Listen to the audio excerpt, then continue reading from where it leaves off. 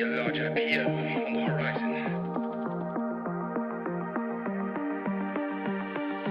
You're surrounded by journalists. Hold your position.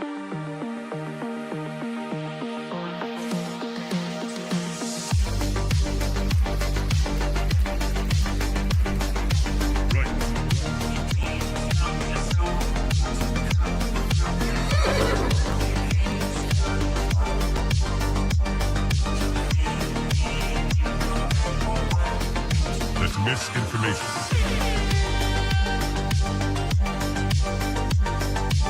Market clearing order inbound. That's just wrong. We are surrounded by journalists. Hold your position. Come, get up.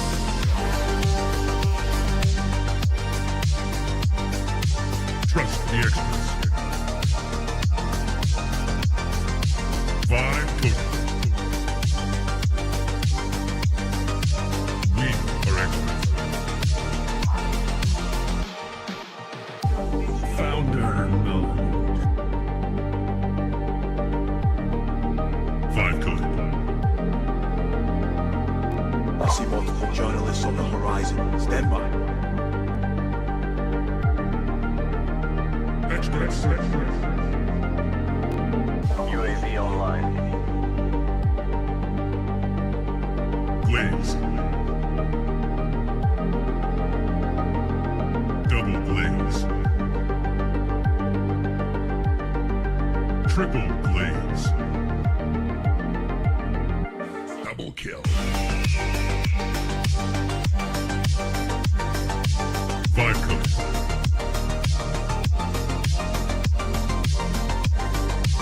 Wrong.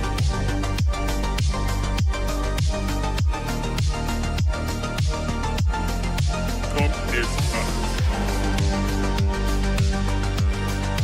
Glaze.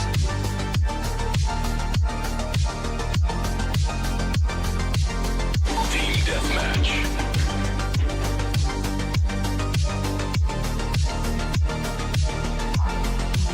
We are experts. Triple glaze. That's just wrong. Right.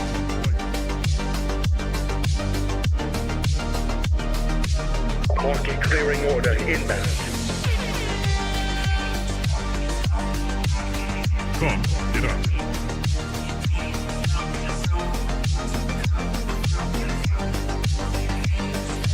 We are surrounded by journalists. Hold your position.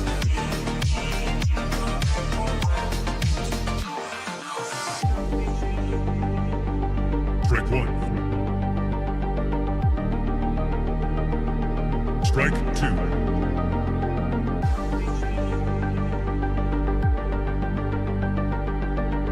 Activate Golden Retriever mode.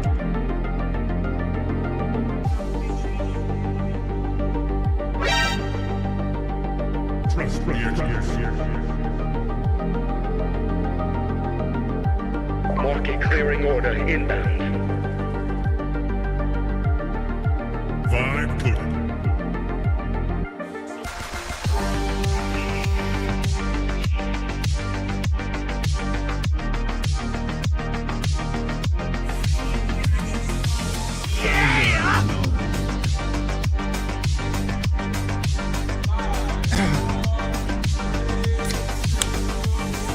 You're watching TVPN! Today is Wednesday, April 22nd, 2026. We are live from the TVPN Ultra Dome, the Temple of Technology, the Fortress of Finance, the capital of capital. Bunch of major stories today. SpaceX and Cursor are partnering up. More news out of Images 2.0, a bunch of news out of OpenAI, and Mythos. A group of unauthorized users have been using Claude Mythos since the day it was released. There's a big scoop in Bloomberg we'll go through. There's a whole bunch of timeline. We can also pull up the lineup and take you through who's coming on. We got Adobe, BuildForever, AngelList, Zanskar, Vast Data, Gradient, we're going through all the news of the day. Well, let's start with SpaceX and Cursor, who are teaming up in a very interesting deal. Is this a gong already? This is gong-worthy because it's an option to buy the company, but a $10 billion breakup fee. Incredibly. Yeah, I think it's a win no matter what. It's a win-win. Yeah, it's a win-win. I think it makes sense for it's a win no matter both what. Well, parties. let's go through the facts first. So, SpaceX partners. Who needs facts? Who needs facts? Just immediate takes. We assume you already know all the industry. Post-fact. Do you know all the information? Do we need to give you any information? We'll see. But let's run through it. So SpaceX partners with Cursor to, quote, create the world's best coding and knowledge work AI. The deal gets Cursor, whose agentic coding model, Composer 2, basically operates at frontier level performance, access to compute from SpaceX's million H100 equivalent Colossus supercomputer. And that is the correct term for Colossus. It is a supercomputer. There were some other terms that Elon was throwing out. Fantastic terminology from the XAI team over there. What was the other one? It was like AI... Compute Gigafactory. Compute Gigafactory. They're all hilarious and very good. I like all of these. Computer Were they saying Gigafactory. computer? I don't know. The XAI timeline, I was thinking about it and I was like, when did this actually start? Like, because it just kind of came out of nowhere and just absolutely blew up. I wanted to actually review and reset on like the timeline of events here because it's gotten so crazy to the point where it's like now the thing that started as like Elon sort of being like, I want to buy Twitter is now like a NeoLab with a massive supercomputer data center and a coding agent and code review for the age of AI because don't forget, they own Graphite now, or potentially will, and a social Graphite, media app, the space code company? review company. Yeah, exactly. So I'm genuinely so excited for thrilled Mara. for the Graphite team. Yeah. I'm thrilled for the Cursor team. I'm thrilled. I'm thrilled for Scott Wu. yeah. Scott Wu's licking his chops. He's like, what are you gonna leave out in the wreckage? He really is gonna have fun with it. I also think we need to take one moment. Yeah. And just send some thoughts and prayers to SBF. Oh yeah. Imagine, I don't know how this works Yeah. in whatever prison he's in, but I imagine, hopefully every few days he can go and like talk to the outside world. Yeah. And you can imagine him going, making the call. Yeah. And he says, for the last few weeks, it's like, sir. What would the mark be? How's Anthropic doing? How's my baby doing? And it's like, sir, it's traded up north of 800 it's almost in secondary trillion. markets, and it's quite possibly going to north of $1 trillion. And then he's like, thank you. Hangs up. Comes back the next day. I haven't checked in with Cursor in a little bit. How are they doing? Sir, you may not want to hear this, but there's a $50 billion acquisition on the table. They've agreed to sell for 60. And if they don't sell, they're going to get $10 billion of non-dilutive capital. Absolutely wild. Anyways, what a wild turn of events. Anyway, let's go through the timeline because it's interesting to revisit the flurry of news that has come out of Elon Inc. over the past just 4 years when this all started. April 14th. 2022, it's April 22nd now. So we're talking 4 years to go from just proposing buying Twitter. He made an unsolicited offer to acquire the company. He closed that acquisition after a bunch of back and forth saying, hey, maybe I don't want it. It was very clear that the stock would have traded down significantly from that $44 billion because this was when the interest rate hike happened and the end of ZERP, and basically all software companies sold off significantly. And so we saw declines in Snap and Pinterest and basically anything that was, even Meta sold off like 40, 50% post although that was like an anomaly and they built back up. But the question about like, okay, well, Reality Labs is a 10 billion, tens of billions dollar bet on revenues that might come in like 10 years. Like it was so far away, and the revenue ramp on VR and metaverse projects was so slow that the market just had to discount those future revenues, even if they were still bullish on the idea of Meta winning the VR race, winning the metaverse at some point. It just wasn't going to happen anytime soon, so you got to discount that back at 6% instead of 3% or whatever your risk-free rate is in your DCF. And so everything sold off, and Elon had locked in that pre-end of ZERP price, and there was a big question about could he get out of it? Were they going to twist his arm? There was a little bit of arm twisting. The arm was a little bit twisted, but Morgan Stanley came on board and a bunch of other. It was almost broken. But the people whose arms were twisted, Morgan Stanley and all the VC backers who came in, they wound up with SpaceX stock. And so they wound up doing very well because they wound up with XAI stock and then SpaceX stock. And so it's all looking like, as crazy. It was never bet against Elon. Like that was the thing. It was like, surely this is the time to bet against Elon. He's buying Twitter for $44 billion. It's a crazy idea based on the market and where things are. But everything sort of penciled out. So, he closed the Twitter acquisition on October 27th, 2022. And he took control of the platform at the end of that month. That was sink day, of course. He comes in with a sink. Something about what was the joke about the kitchen sink? He was let that sink in. Oh, let that sink in. Okay. It wasn't like I'm doing the whole isn't the whole kitchen sink another phrase as well? Yeah, like throw the whole kitchen sink at it. Okay, yeah. Like well, he did that too, because he threw everything together. Yes, good job. Yeah. So XAI came later. He publicly announced XAI on July 12th, 2023. And that's only 9 months after ChatGPT, maybe 8 months after ChatGPT. Google quick followed with Gemini. And it was it was a very fast following, I think, to get to XAI off the ground. And that was like, just for context, that was right around the time you first publicly talked about the potential for a tech live stream. Right. Oh yes, I did. 2023. I think that was actually very close to the date. Yeah, I was making YouTube videos. I made a whole YouTube video about the Elon Twitter acquisition, and I was sort of trying to justify it as a, it was more about his desire for free speech than anything else. Like you shouldn't look at it in financial terms. I think that still probably holds, but there wound up being a whole bunch of other knock-on effects for Elon's strategy. Anyway, so he was coming out on July 12th. 2023, saying, I'm back in the AI horse race. I'm competing directly with the big labs. I'm going to go up against DeepMind still. Remember, that's why he founded OpenAI. He wanted to push back against DeepMind.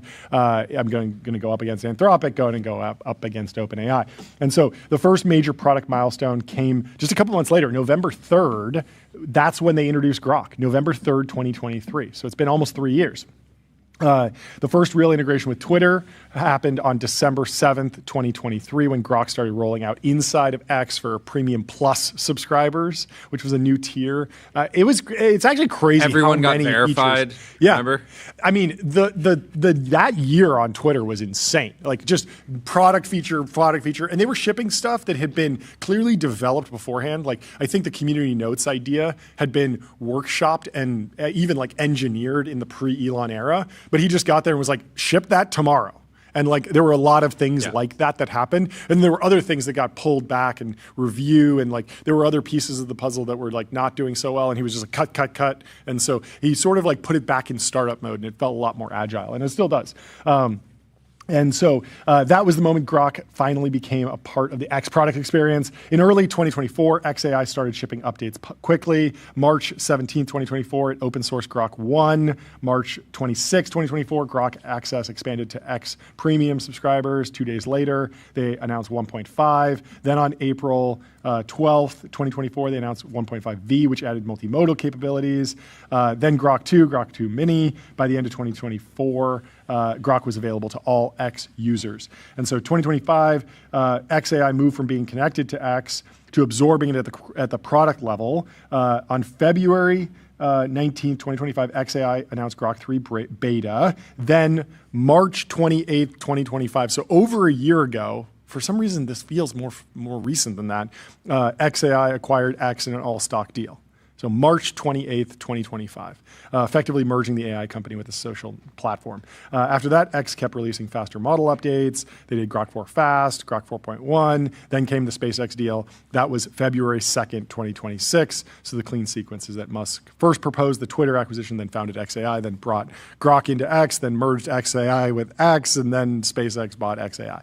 And so now Cursor is joining the team. And this just makes it makes so much sense, right? Cursor needs compute. They need the resources. They need the capital to train a frontier coding model. They've also never done a pre-train, I believe, whereas the XAI team has, right? Correct. And the big thing is that the Grok brand has been through so much. There was an idea being thrown around last year that it had been banned in more workplaces than it had been adopted. So more people had said, like, you cannot use this product in the workplace than we're actually using it in the workplace. Cursor's a great brand, right? It's a brand that I think can probably expand outside of coding, right? Say in the announcement, to create the world's best coding and knowledge work AI. So we're at a point right now where everyone is building the exact same thing. We got everyone on Earth building a box that you can tell to do things, and it does things. Oh, so you just want one company to do it all? Communist? No, I don't. I think the competition. I think the competition is great. You want the government to have It's bringing out the best in. It's bringing out the best. It in is. everyone, but I think Cursor's like knockout, drag out fight. Cursor's always had a great brand. I saw someone else. SBF replied to SpaceX's tweet saying, "That's me." Pull up the first post here, and then scroll down. The SpaceX and Cursor are now working closely. It should be like the first one in the timeline. SpaceX and Cursor, SpaceX AI is what they're calling it now. Is it not up there? And Cursor, I can find it and send it in. Let me find this post and send it into the production chat. Tuxedo Sam says, "Do you think they'll make Elon take his shoes off at the Cursor office?" Okay, so Richard Wu has some context. There we go. Look, okay. SBF is somehow on Twitter. How can you be on Twitter from jail? All these people in jail on X, I don't understand. No, it says it in his bio. It says it in his bio. It's managed by somebody else. We can use BOP-approved phone calls, emails to tell others what to post on our socials, right? I think it would be a free speech violation to say, like, if you are in jail, you cannot distribute information in the outside world in any capacity. But it feels like this was maybe some legislation that was created pre-internet, because it seems like having like a ghostwriter on your account is a really good way to like start, influencing public perception, totally. Right? I think this is...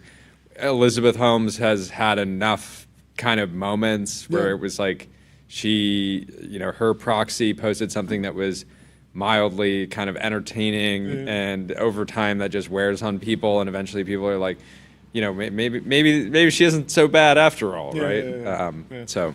Okay, well, Richard Wu broke down the structure of the deal. He says the structure of the deal is pretty interesting here. I think what's happening is, one, XAI is having trouble training a state-of-the-art coding model, hence co-founder departures. They might have a bunch of idle GPUs. Cursor doesn't have capital to blow on a $5 billion training run to compete with Codex and Claude. XAI says to Cursor, use all the GPUs you want at cost and get to a state-of-the-art coding model as long as we have the option to buy you. 4, Cursor also gets a free option. Train a model better than Opus and get bought out for $60 billion, or get $10 billion that pays for all the GPUs you rented. Win-win. And I was reflecting on Michael Truell's, fantastic entrepreneur, remarkably young, but his aesthetic is very much in like the Stripe world, I imagine, because I feel like the one really cinematic podcast he's done is that one with, was it Patrick Collison? Is that the one I'm thinking of? And it's like them at the coffee shop, and it's so welcoming and warming. It's like that is welcome in every corporate entity in America, right? Like, and to your point about like, if your corporation is like, oh, what's going on with Elon and politics, blah, blah, blah. Do we really want Grok running around with Mecca and Annie and all this crazy stuff? But if it's just like Michael Truell from Cursor, he's so reassuring Like if I'm like Coke or GE or Ford, I'm like, yeah, of course. Like we love Cursor. That's great. Like, Yeah. Very, very. Like, aesthetics do matter. Vibes do matter, and I think makes a lot of sense. Matt Slotnick says he loves math. Okay, what is the math here? What he's talking about, Julian. So Julian says at a 30x revenue multiple, at first glance, it appears that SpaceX is overpaying for Cursor. However, the deal is wildly accretive for SpaceX, given it is expected to go public at more than 100x revenue.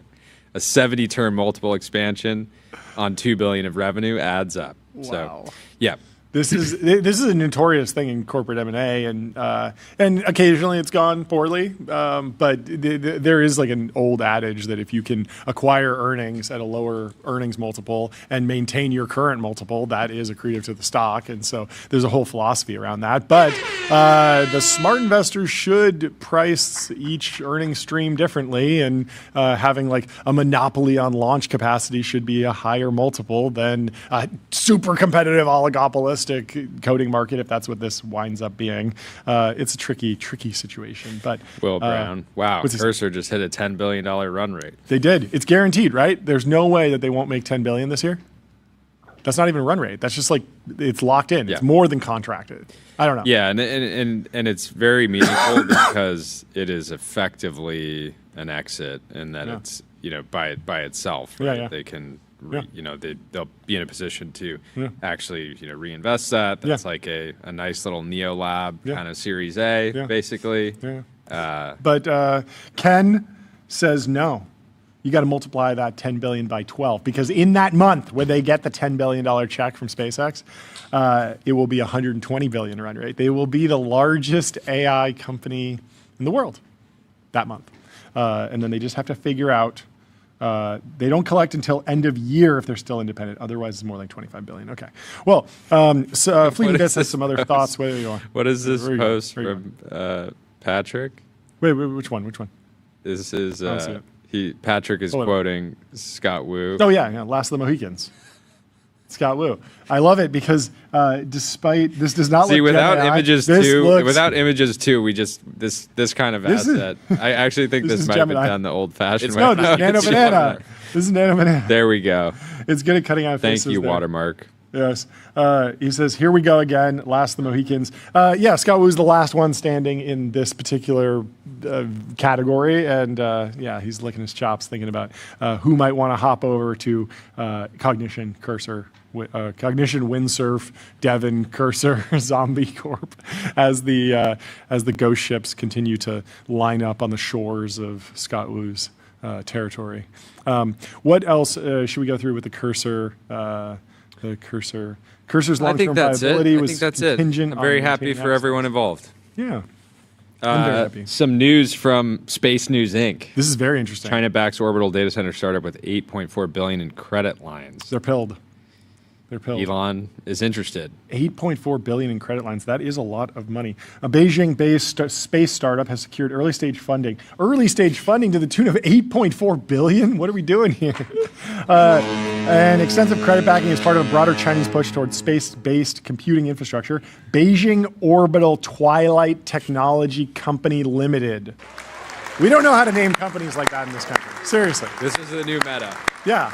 What is Cursor's real name? Anysphere? That's a pretty good name. I like Anysphere and I like Cursor, but it doesn't hold a candle to Beijing Orbital Twilight Technology Company Limited, also known as Orbital Chengguang, announced the completion of a pre-AI funding, pre-A1, or is that pre-A1 funding round, April 20th. The round saw participation from venture and industrial investors, including Hyson Capital, CITIC Construction, Investment Capital, Cathay Capital. They got everybody. It's a murderer's row over there.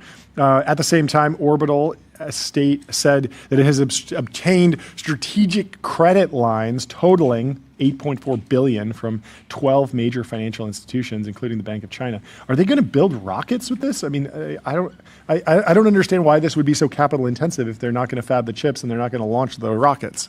Well, they're going to put a lot of GPUs in space. I guess they're just going to buy a lot of Huawei chips or something. Are they going to go to Huawei and get some special stuff? Yeah, I mean, this is pretty interesting because I feel like, generally the main bull case for space data centers is that the like regulatory environment in the U.S. is going to be so hard to build data centers. Yeah. Like, supercomputers, but yeah. Normal land. So, supercomputers. So you got to send the supercomputers to space. Yeah. Right? Because there's less. No, we can do data centers in space. We if it's on the ground, it's a supercomputer. Okay, yeah, that makes sense. Because we don't want any more data centers on Earth. It's Earth Day, by the way. Congratulations, Earth. You've done fantastically. Yeah, but the whole thing, like in China, is like you can just like build things there, right? Yeah. There's like very little regulatory overhead. Yeah. So it's like I feel like the space data centers makes a lot more sense for the U.S. Yeah. If you're worried about if the bull case is regulatory, which it seems to be, that's like generally consensus. I think. Yeah. I was laughing about how. How there's all this fear about like data centers using water in America, but over in China they have the Three Gorges Dam, which generates electricity from water, and it technically uses a lot of water. The water's not destroyed or anything; it just passes through the dam, generates electricity. But they're using an ocean of water. Exactly, the Hoover Dam. That's a nightmare. If you just like. There's one frame where you don't want the water to be destroyed or made unpotable, so you can't drink it anymore. But there's another one where you think like water has individual rights and should not be used at all. Like it should not be used. It should not flow through a water wheel. It should not flow through a dam and generate electricity at all. It should be left to its own devices, still, and just chill. Maybe. Anyway, Orbital is incubated by the Beijing Astrofuture Institute of Space Technology, which itself is backed by Beijing's Municipal Science and Technology Commission and the Science Park Administration. The institute leads a consortium of 24 organizations.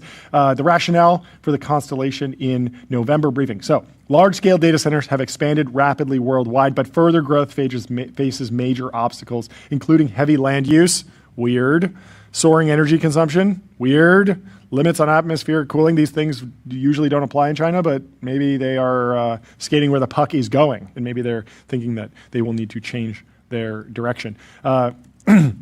So they're planning a dawn-dusk orbit about 700, 800 kilometers above the Earth, aiming to achieve a large-scale space data center to support space-based computing by 2035. Wow, thinking in decades over there. So they're going slow. They're getting there. An initial phase spanning 2025 and 2027. Wait, why are they talking about last year? We'll focus on core technological changes in a first computing. They're manipulating time, John. The experimental satellite was slated for launch in late 2025 or early 26, but it does not appear to have launched. They have like decent launch capacity with the Long March rocket. I think that they just are not amazing at landing it, but you got more money. You can just YOLO more rockets up there, I guess. Problem solved, although I would be surprised if there's as much pressure to not build supercomputers next to the Three Gorges Dam. Anyway, moving on. More images out of ChatGPT Images 2, Image Gen 2. Pull these up. Images V2. These are crazy. Has anyone done that rune test of the guy driving the car into the whole thing where he was like, it's AGI if it can understand this meme? I wonder how. I guess you can't because like that particular meme has been saturated on the internet, and so it no longer is a challenge. I'm gonna have it make an this image. This is a crazy image. I am a tiny man. What is this? MySpace. When my son was born. This is truly they handed me to him. Never forget where you came from. Blink 182. It really packed so much stuff in here. It's almost too much. I have been noticing Gabriel over there is pushing the model into chaos and seeing what happens. Cows are flying, horses are flying, trampolines are flying. The next one by Ethan Mollick has like every image benchmark in one. You were asking about this. You said and explain the history of this. So originally, like when like DALL-E first came out, the like image that everyone was like, oh, this is crazy. It was an astronaut riding a horse on the moon. Yeah. So then it's like, okay, that's like very easy, and then it became.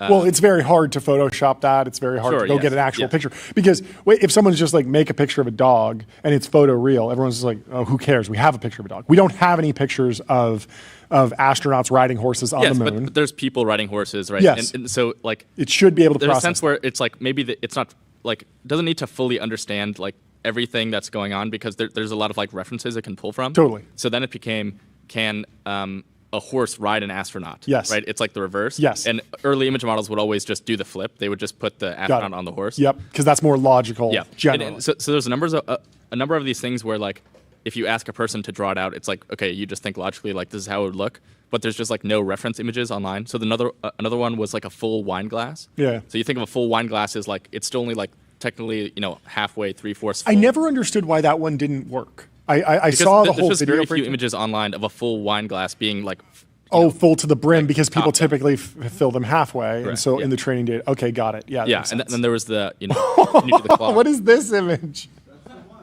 This is not the one. This is not the one. This is not the one for the timeline. That one's way more aggressive than this is the one. This one looks aesthetic, and it still looks weird. The only thing is would a horse's belly really look like that? It is sort of like a humanoid like horse. it kind of looks like a human. But it does have the wine glass completely filled, and then explain the last one you clock. pulled up was Grok, I think. Okay, explain the clock. What's going on with the clock? Yeah, that one's just another like understanding thing where like can it, if you give it a time, can it do the clock? Yeah. Like the correct time. There's also one where you do a bunch of clocks all in different time zones. Yeah. And can understand how they're it couldn't do related the to each clock. other. It couldn't do the clock. It has 2-hour hands. Yeah, this So one. you know what that means? We're moving the goalposts. Do it. Moving the goalposts. The goalposts. We all Do it. it, but we gotta It's move the time. goalposts. It's time. It's time to move the goalposts. We gotta launch on this. It's 99% of the way there, but it's not complete yet. It's not complete yet. You guys have more work to do. No. Sam was talking about this with Ashley Vance. He was saying that he thought the job was finished with ChatGPT images because it was really good, and then they worked a lot harder and they realized that there was more to do. And this is like the Carpathy thing about you get the self-driving cars to 99%, and then it takes another year to add another 9, and then it takes another year to add another 9, and then another 9, and it just takes forever to improve these things because we demand perfection. We do not accept 2 hands on a clock. Keep grinding, folks. Keep grinding.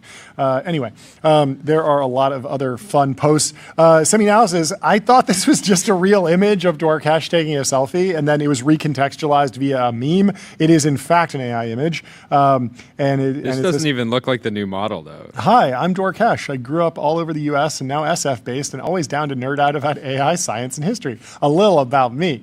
I host the Dorkesh podcast. Study at UT Austin. Just published a book on the history of AI scaling. Let's grab coffee or do a fun activity this summer. Because, of course, this is a meme template that is very popular and has gone viral with a lot of new people that have been hired and moved to San Francisco. So the other thing I've noticed with images, too, is that I think it has fully... The new model actually has taste. I agree. And it has fully democratized like high quality lifestyle and product imagery. Yeah. And I'm shedding a tear just a little bit. Yeah. Because you used to be able to tell like the kind of if somebody who's working on a CPG company, you could kind of clock their ability as a founder based on the quality of their images, right? Because maybe they're not super creative themselves. Maybe they haven't raised a bunch of money, but if they're scrappy, they can meet the right photographer, they can put stuff together. And now it's like everyone just has a great product photography. And I saw it this morning with, there's that Andreessen-backed company that does like electric scooters. Oh, yeah. They were just like ripping out a bunch of images that look like they spent tens of thousands of dollars doing them, but they're clearly like images too, which is cool. It's just like funny that we've entered a world where I've seen some people. I think that the end result will be like you will see more opinionated and creative and more people like there will be a collapsing around like everyone will copy Apple or linear, but then on the flip side you will see people that are doing things that are really unexpected, and those things will be copied. But if the brand can run through and actually establish itself as like, oh, it has this unique aesthetic, it won't matter that somebody can recreate it. Because plenty of people did that with the Red Antler stuff. It was like there were brands that really owned that and carved that out as like their aesthetic, and then there were a bunch of copycats, and no one really liked those. I was reflecting on the fact that, like, for a long time, Midjourney felt like it had a very unique aesthetic, like ArtStation and like Painterly and Sci-Fi really well, and then ChatGPT Images V1 and some of the other image models just felt like stock photography. And now I feel like I'm starting to see more stuff out of images with ChatGPT that feels more opinionated and has a stronger aesthetic, and it can do more of like the sci-fi stuff. Although sometimes it leans in a little bit too much to the photorealism. I think you got to get kind of crazy with the prompts to actually get something that's abstract, because I was taking some Midjourney prompts and I was putting them into ChatGPT Images, and I was noticing that like it was just putting out stuff that was like, it was like like what the prompt was like, make a video game of like a car racing, and it just looked exactly like a video game because it just looks like a screenshot instead of like the idea of a video game. Okay, last one we're going to pull up, and then we have our first guest. Yes. Post from Ben Hallak, the What do you legend. Say? It says nightmare blunt rotation. Oh yeah, it can do. I didn't know it could do 360 these. images. It can do 360 images, which is really cool. You got Sam, Benson. So it generates a full equirectangular image, which is something you could view in VR, and then you can load that into a panoramic, stereoscopic image generator. I wonder when 3D images will come. And also, I mean, the big question is like, people are going to want to animate these. What's the downstream tool chain for actually turning this into video? Are we going back into video at some point? We will see. Anyway, people are having a lot of fun with it, and it should help with like front end and a lot of other stuff. It seems like it's done very well on design and layouts and all this stuff. Well, we have the perfect person to talk about AI imagery, AI, generative AI, creative tooling, and more, because we are joined by Anil from Adobe, where he is the president. So let's bring in Anil. How are you doing? Welcome to the show. Thank you for having me on. Great to be back on TVPN, and congrats on your acquisition. Great Thank news for you guys. Thank you. It's great to see you. Great to see you again. I would love to just get a general update on what has changed with Adobe. What have you been working on since the last time we spoke? Yeah, look, I'm coming to you from Adobe Summit. We are here in Las Vegas. Big show, 14,000 people. You were just talking about Jensen. Jensen was here on Monday. And really talking about how Nvidia and Adobe are working together. And you were just talking about 3D. I caught the tail end of your comment there. And that's actually one of the big things we announced is how do you have digital twins so that you can take the digital twin and carry it all the way from product design into marketing and customer experience. So, with HP, for example, they have 15,000 new SKUs every year with all the products they have. And they're working with us and with Nvidia and to bring it together into marketing. So we are super excited about what we call customer experience orchestration, which is how do you use AI, how do you use all the software you have to deliver personalized experiences? How do you bring the right content, the right data about the customer, and then put that into the channel that they care about, and really get the most out of the customer life cycle, build loyalty. So that's what that's the big topic of the conference here. Yeah, walk me through that HP example, because if they have a SKU, I imagine that there's a CAD file at some point, and then they might want to instantiate that in text or imagery or video or a 3D rendering, and they might want to go over to one of your 3D products or bridge to another. How important is Adobe at the center of like asset management and actually creating some sort of abstraction on top of what the actual core item is versus just translating from one sort of output to the next in the way that someone might take a PNG from Photoshop and drop it into Premiere Pro? No, that's exactly right. So they start with the 3D image that they have, or the 3D render, as you said, a CAD file. Yeah. From that, what we do is we create the digital twin, and then we apply the brand intelligence on their behalf. So in HP's case, for example, if it's a new PC that they're releasing, they have all kinds of things on what they want when they say it's a laptop and the laptop is open. What's the kind of image they want on the laptop? What's the kind of lighting they want on the laptop? And then they release it all over the world. So there's pictures of people. They always want to show a business professional in the laptop. That's along with the laptop. They want them showing them using the laptop to do something. So they have all kinds of brand guidelines, of course, Yeah. But then there's a lot of tribal knowledge on what makes an ad successful. And it's not only for them, then they have to get all of that traveling through the entire marketing campaign. Because one of the big problems has been, in the current world, they use the 3D CAD files for everything in manufacturing and so on. But the marketing, the content starts with a photo shoot. They're not actually using the 3D CAD file that they have, the source of truth. And that's what we're enabling them to do.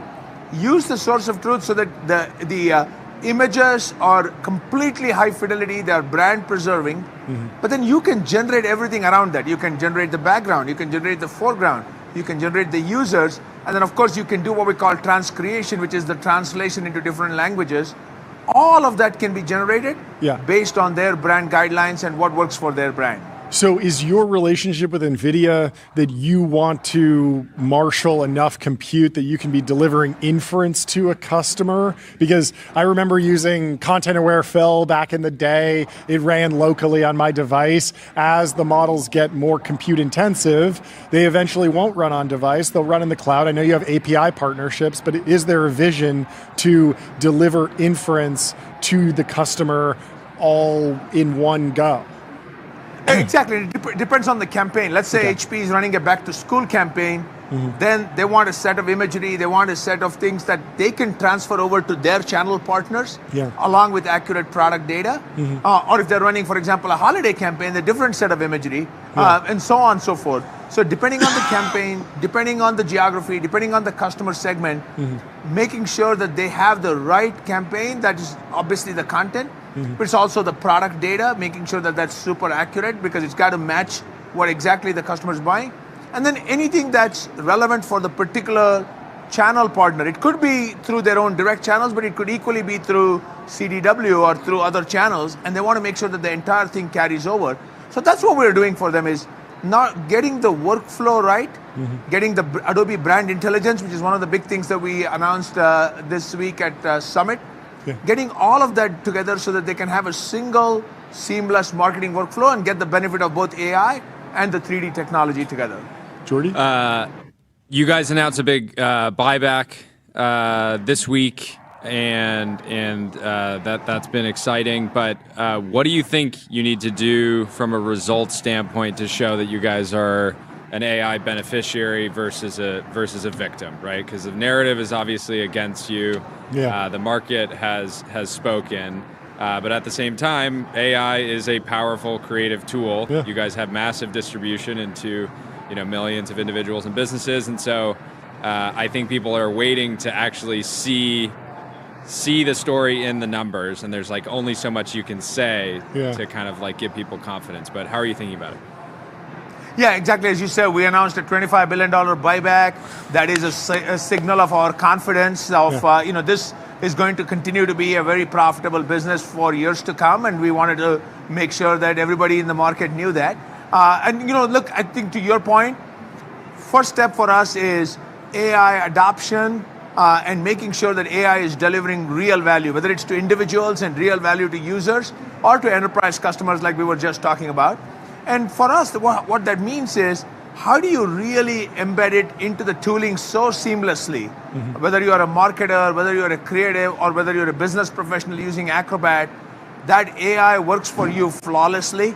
And it does what you want. I love the example from the last show that you had, which is sometimes you do want the horse riding the astronaut. That was an interesting concept. But that may be. But we have a lot of customers like Home Depot that just want sawdust and nails, and that's what makes their campaigns authentic.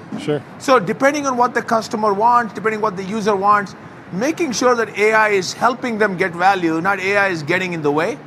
That's our focus right now, is just making sure that customers, whether they're enterprises, individuals, small businesses, students, understand that AI is critical to the next generation of creative platforms and marketing platforms and tools. But it's in the context of what they're using. It brings the UI, the agentic, the agents and the reasoning, the models and the data all together to work for them. So I think we've made a lot of strides on that front here at Summit and over the last couple of years. I think as the results show, one thing for us is, I think from where we are in the market, for the market even to see us continuing to the performance that we've had.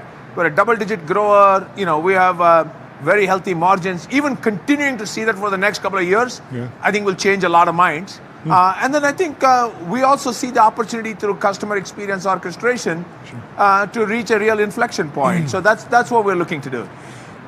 Jordy, you can. Yeah, I was going to ask, how are you, what's your M&A outlook? It seems like there's a ton of really talented teams building creative tools that could fit into Adobe. Sure. Hopefully, you're spending a lot on the buyback, but hopefully there's still some dry powder for some talented teams. We do. We have plenty of dry powder. We haven't overextended ourselves. In fact, we are really pleased. We just announced that we have received all the regulatory approvals for SEMrush, and we are in the waiting period to close it. So in the next few weeks, we'll be closing SEMrush, and we're super excited about that because SEMrush, along with our portfolio, solves a real problem for marketers. Marketers. I mean, we heard a lot from customers at Summit. Every brand is like, how do I show up in the right way through OpenAI, through ChatGPT, obviously, but through Claude and Gemini and Perplexity and Grok? I don't even know how they know consumers are going there in droves. What they don't know is, what are they even prompting for that I should know about? So if I'm a brand in the cosmetics world, what are they actually prompting? And I don't even know what they're prompting for that I should be aware of. Then how should I make sure, what do I need to do to make sure that I am included in the response? And then what do I need to do to make sure that I'm included in the response in an accurate manner? And then how do I get that traffic coming to me? Or how do I close the sale right there if it's something that I can close right there? This is a new world for marketers. Marketers have no idea how this whole thing works. I mean, they don't know, for example, what happens when you put in a prompt into ChatGPT. What is the queries that get kicked off? Where does it get kicked off to? How is that information assembled? How does it impact their brand? They don't know. The first thing about it is what they're telling us. And they're saying, Adobe, help us. I'm interested to see how this category plays out, because there's obviously a bunch of companies doing, they call it answer engine optimization, AEO or GEO, whatever they're calling it. But the big question was always, this feels like a very natural thing for someone like a SEMrush to enter in a big way. They already have the distribution, so it'll be an interesting battle between SEMrush and some of the upstarts like Profound and some other players. But, I think the battle will be over pretty soon, according to me. There we go. I think James at Profound, we should have you guys both on and go at it. That's great. I want to talk about video. So, I mean, we saw OpenAI pulled back from Sora. There are some really amazing models that are happening. Some of them are in China. There's a whole bunch of IP stuff. But what I'm interested in is that Photoshop continues to be an important tool, even in a Gen AI world, because there's so many fine details. Having Gen AI as just one possible tool is valuable. The models are getting better. We're 3 years into this boom, but video's moving slower. It's more inference demand. And I'm wondering about how you're taking lessons learned and strategies that you applied to the evolution of Photoshop, how that integrates with different model providers, different tools, different in-house solutions, and how you're planning to bring that to After Effects and Premiere, because this feels like a place where you need even more opinionated editing. Like, we're nowhere near text box editing, 40 hours of video into a movie. Like, that's just not, we're so far from that. Exactly. So look, this is where we believe Adobe Brand Intelligence will be a huge differentiator, because that's what then gives us the right information to pass on to the creatives to say, this is the kind of how you use the Adobe Creative Agent, and this is where you want to let the AI be take over, and this is where you want to be opinionated. I mean, what we have done is provided that flexibility. We announced over 30 integrations now, whether it's Runway or Flux, and obviously Google with both Veo and Nano Banana, etc. So we've been very open, and we're very open to integrating any other models that come up as well. The key, though, is the creative themselves. If you're working for a brand, I mean, if you're working for, I mentioned Home Depot earlier, or if you're working for Coca-Cola and so on, they don't have enough information by themselves unless they really get a really super detailed creative brief on what exactly to where they need to take control, where they can let the AI run. Yeah. We believe we can automate that and provide the right information at the right time to the creative. They can bring the brand idea, they can bring the hero asset, they can bring the creative idea, and then you can apply the intelligence, and exactly to your point, you can be a lot more opinionated in what you produce. Yeah, yeah. It is very fascinating that we got like fully generated video before we got a tool that puppeteers a Premiere Pro in a way that can sync up music and edit to a beat and make cuts just on normal non-AI generated footage. But that's just the nature of computer use and whatnot. So I'm sure it's an exciting time. Lots to build, lots to work on. Congratulations on all the progress. Yeah, Gordon, great to get else? the update. Yeah, thanks so much for taking the time. Good to see you. Thank you for having me on. We'll talk to you soon. again. Cheers. Have a good one. Thank you. Goodbye. Up next, we have one like quick thought. You Yeah. know, I think like right now, like already, the great image models, the Nano Bananas, the images too. It is like you're just talking to somebody who is a digital guy or girl who is very good at Photoshop. Yep. Like that is the experience today. Yep. And it was not that way 12 months ago. Yep. It is that way now. Yep. I no longer need Yep. Photoshop. Yeah. I don't need to go to Fiverr Yeah. to say like, hey, I need somebody that's good at Photoshop. Yep. I don't need to text like Ben and be like, hey, can you Yep. help me Photoshop this? And you can just actually just prompt your way. You do not need any UI anymore. That's at this true. point. That's true. For But the average I mean, we are. and I'm just crossing saying into that's the going to frontier. that's going to get there with video, where you just have a timeline, and you can click on a scene. But or a speed segment. is really, really important here. Like if there's one word that's wrong on image and you need to regenerate it, you're going to wait 45 seconds, and it will be faster to have done that in just a traditional workflow.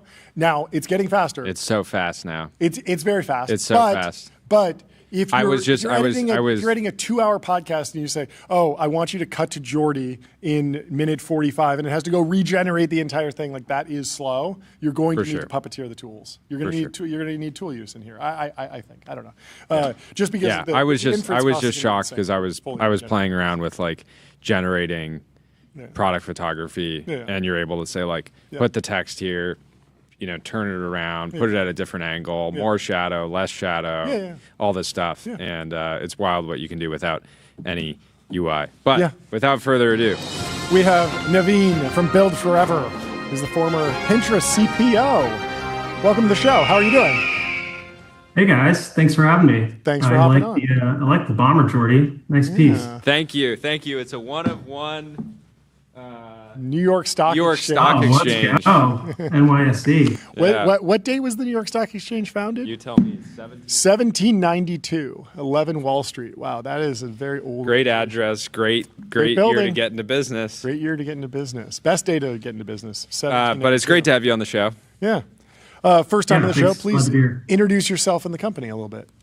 Yeah, totally. So my name is Naveen Gavini. I'm the co-founder and CEO of BuildForever, and honestly, we're just a group of engineers and designers and people that love building products that people love to use. And we've worked, as you said, I was early at Pinterest, and we worked on a number of consumer products that people use around the world today. But our focus has been on a product that we launched yesterday called Extra. And it's really a reimagination of email as your life's inbox. And so for many of us, we spend all day kind of working, sending email. And when we have time to get to our personal email, it often feels overwhelming, and just like, I don't know, I personally gave up on my personal email. I had over 250,000 unread emails. And so we were just kind of looking for a solution of just making email more manageable, more fun and delightful. And so with Extra, it keeps track of what's important for you, so you never have to miss something. It helps you clean up your email, organize it around your life, and it does things proactively for you in the background and helps you get stuff done. And so this endless to-do list feels not so overwhelming, and it just feels delightful and joyful to open up your email every day. Is it a For You page for email? Yeah, essentially. Yeah, that's how you could think of it. That's a good analogy. Yeah. So everything that's important in your life. We turn every email that you have into a short vertical looping video. It's not quite that, but Joe Weisenthal No, I know what you're saying. This. It's basically like, yeah, just actually picking and choose. It's always been so silly that inboxes were primarily based around who messaged you last, not based around what was actually important or actionable or anything like that. Yeah, I feel like we need to move, like the whole idea of inbox zero is just such a pre-AI idea where you are just getting flooded with more and more and more and more and more spam. And I think products that can help here are great.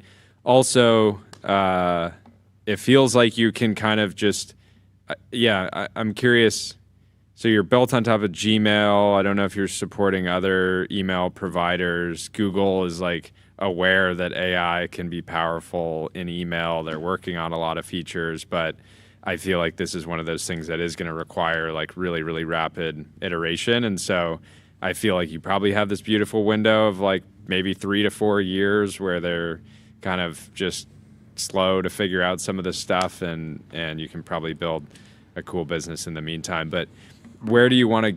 Where does this go? How does this? How are you thinking about this as a venture scale opportunity? Yeah, totally. Well, I mean, like maybe starting where you kind of left off. I think one of the challenges in email is historically for the past 20 years, like all of the innovation in email, if you think about it, has gone into the enterprise, and it's gone into really sending emails faster, right? So that's like kind of all the email clients that you've seen have been like, let's help you get to inbox zero and send faster. And when in reality, like our different take on email is that when you think about your personal email, not your work email, the amount of emails you send is actually very little relative to the amount you receive. And so the entire experience actually needs to be rethought of from information consumption, not as a communication tool. And I think that's the big pivot with email to think about on the personal side, is that it's more around information consumption, delivering to you the right information at the right time. And then from there, there's an entire business to be built on how do you actually get things done for people in their lives? How do you help them along that next point in time in the journey without them having to do work? And so you're seeing, a whole ecosystem of amazing companies being built on the agentic side around fulfilling different actions, but all of them need kind of a distribution entry point of like, how do we start that journey? And what is the personal data that we actually help achieve some of those actions upon? And so I think email is a really great place for that. And if we could build an experience that starts to make that seamless for a user, where they don't have to go and set up an API key or connect to a service, and they could just seamlessly launch that from an experience that feels native to them like email, it could be a really compelling experience. And I think, we previously built a very big business with ads at Pinterest and other companies. And so this idea of being able to show people products and services at the right time could lead to a really incredible consumer product that's also accessible to the masses. Ads. I was not expecting that. Well, there was a Pinterest. No, I know, but you're saying, are you saying like in theory, if you build a really you pay beautiful... to get to the top of the inbox. I'm gonna say everyone's sending you 1,000 emails, and if I advertise and pay, I can get more surface area, maybe. Also, I think people, our stance and many people's stance, I'm sure your stance is like if you get a really nicely targeted ad, it is like additive to a product experience. And so I think in the world in the future where somebody's using extra for their email, and you decide to turn on ads, you could probably serve, really high quality ads users. Yeah, some of our beta users really love actually finding deals and products from brands that they actually love that often get buried and missed in their inbox today. And when we show CMOs and marketers the product, they absolutely love the idea of their products being displayed natively, not buried in a promotions tab.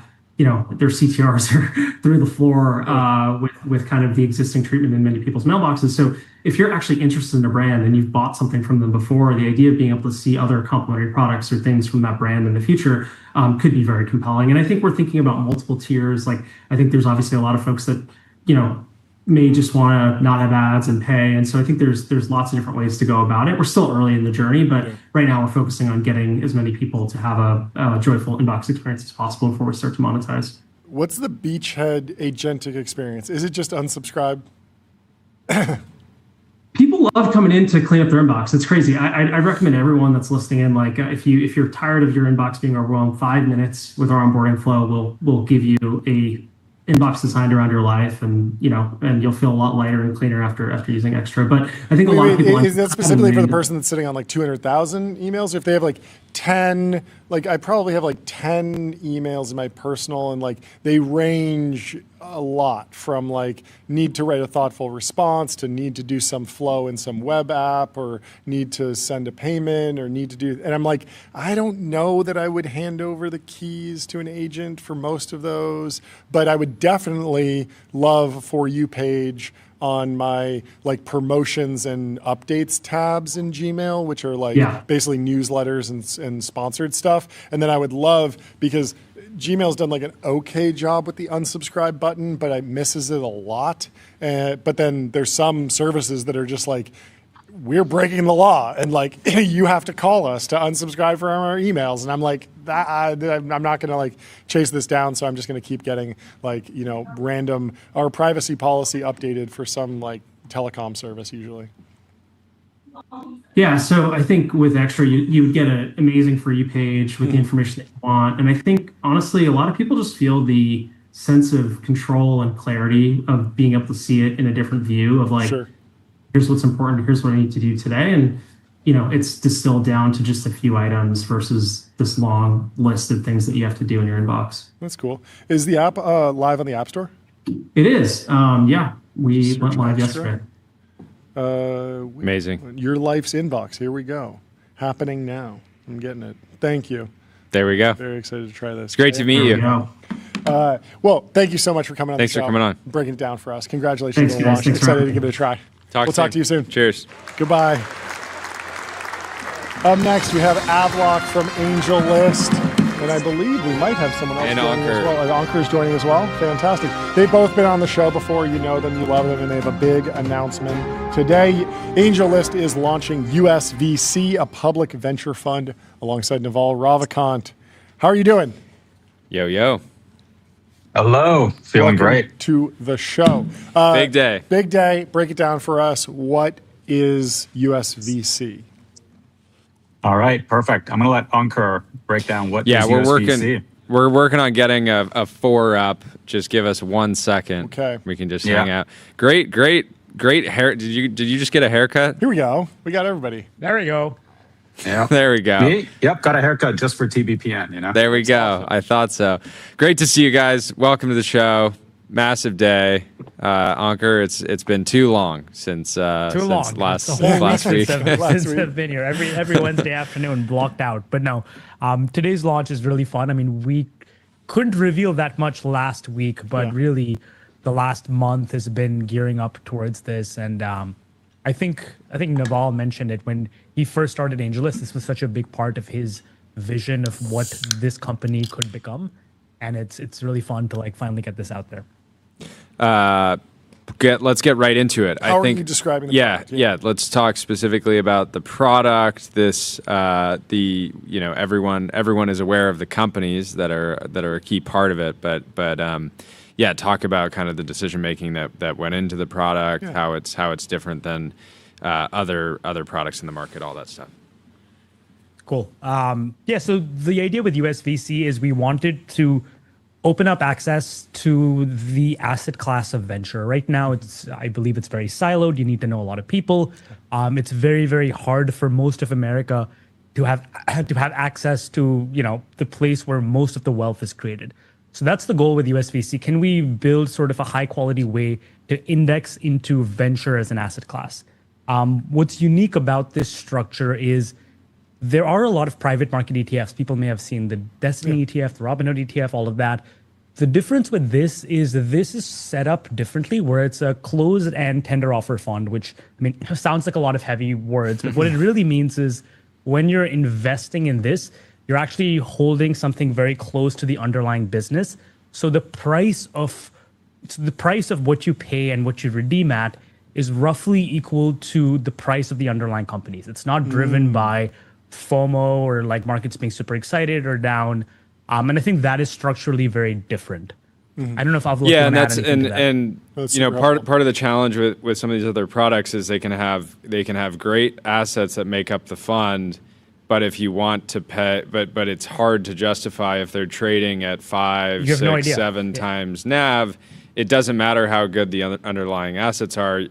No good investor can kind of confidently say, I'm going to invest in this fund unless you truly think that the assets are kind of mispriced fundamentally by 5 or 6x. That's exactly right. I think the way to think about USVC is it's meant to be a vehicle that you can think about over the long term. So rather than trying to think about, am I getting it at the right NAV?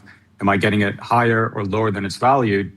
You can just trust that when you invest in USVC, you're getting it at the right NAV, and you can hold it for the very, very long term. That's why we made the decision, or that's why USVC made the decisions that it made. So how do investors actually onboard? It's very easy. So right now it's very easy.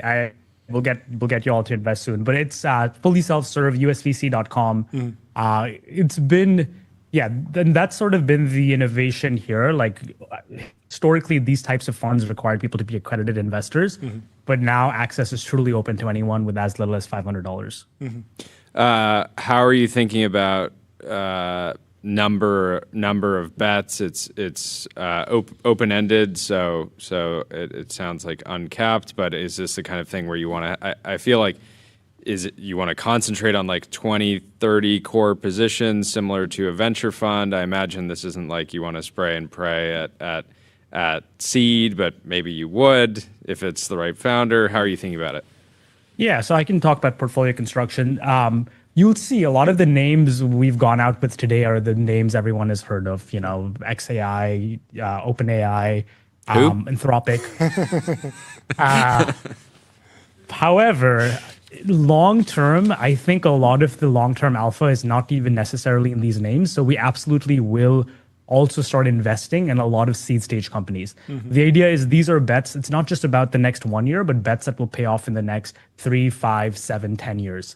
So about a third of the portfolio, the goal would be to have it skew early stage as well, just because we want to be finding these companies before they're actually discovered. Yeah, so similar to a platform VC where they're going to concentrate a lot of their capital into later stage established winners that are more stable, and then you can still get exposure to the early stage of super promising companies. That's very cool. Can you talk about the concept of direct ownership? How many layers of abstraction? I think that there's just like FUD generally among retail investors that I've talked to, that they will see a name that they're excited about, and then they will find a product that sort of proxies that name, but it's 7 layers deep. It's very confusing, and they don't really know how to process it. And mostly, they're not even necessarily worried about fees or anything like that. They're more worried about, like, I thought I owned SpaceX and then it just turned out I didn't. And we've talked to Matt Grimm at Anduril about this. There's been all sorts of stuff. Yeah, people promoting Anduril SPVs that just don't have access. Don't have anything. And it's just like, and I think that messaging is important. So can you talk us through how you think about ownership, what rights you actually do need, what rights you don't, how you think about delivering exposure to the end user or the end investor? I'm going to let Avlok take this because AngelList as a platform has drawn the line on what they will accept as an SPV. So Avlok, why don't you take this one? Sure. Yeah, one of the unique things about USVC is that it runs on AngelList. So we're able to have it take advantage of all of the infrastructure of AngelList. And one of the things I tweeted out a few months ago was AngelList, as an example, had banned all layered SPVs by default for the reasons that you mentioned. In fact, when we did it, we lost revenue because of it. But that's because we didn't know who the underlying owners were, and we had no way to actually even trace it. And so we banned it. So in general, when it comes to the infrastructure that we're running at AngelList, we are always thinking first and foremost about ownership of the underlying assets, because we're running infrastructure for funds, SPVs at scale. So from that vantage point, you can think of it as USVC in the way it thinks about it, acquiring assets has the exact same ethos, which is you want to only look at assets where you actually know where the underlying assets are coming from, rather than these layered SPVs that have fees that are not disclosed and carry that's not disclosed. That's something that we effectively banned from AngelList a while ago. Makes sense. What is the pitch for founders? Why should they take USVC money? I can give reasons, but how are you positioning it? I think that this is the most fun part, and you're gonna see this soon. Where, okay, you'd argue that Anthropic doesn't really need more promoters right now, but we're going to be taking some bets on companies and startups that have very loyal, very passionate communities, but they may be a $50 million business, $100 million business, something in that range. And to them, it allows them a very scalable way to actually let their community share in the upside. And that's going to be one of the magical things here, where it's not obviously an IPO or anything, but now we can have a vehicle for people to get their communities involved in their upside. And for most founders, it's generally pretty cool to be able to say, hey, by the way, if you are a customer and you want to participate in this, you can invest in USVC. There's a $500 minimum. Is there a maximum? There's no maximum, so load up the truck. What happens if Elon, Sam, Dario, these guys are like, you know what? I want to just team up with the other guys. Let's throw $50 billion collectively into each other's companies through USVC. Let's just all create a keiretsu. This is the Japanese way, correct? Yeah. You did strike something interesting. The nature of this fund is different, right? Effectively, it's an evergreen fund, which means we can accept kind of unlimited amount of capital. But from a deployment perspective, every time that happens, effectively, we have to kind of come up with a strategy for that. So it's a very different structure.